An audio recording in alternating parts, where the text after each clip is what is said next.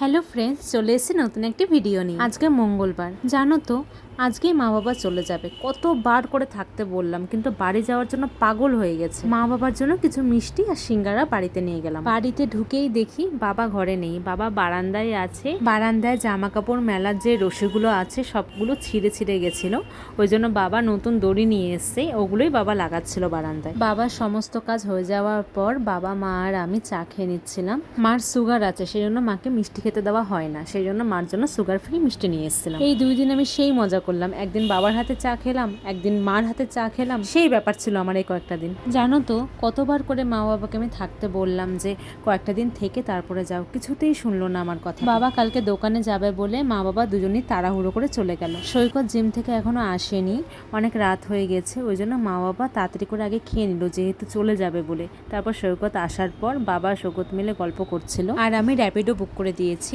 র্যাপিডো আসলেই মা বাবা দুজনেই চলে যাবে। আমার মার মুখটা দেখো, মন খারাপ, কিন্তু তবুও যেতে হবে তাড়াহুড়া করে বাড়িতে মা বাবাকে। র্যাপিডো চলে এসেছিল এখনো, সেই জন্য মা বাবা বেরোচ্ছে। আবার যে কবে এরকম করে এসে যে থাকবে তা জানা নেই। যাই হোক, কি আর করা যাবে, ঘর একদম ফাঁকা হয়ে গেছে।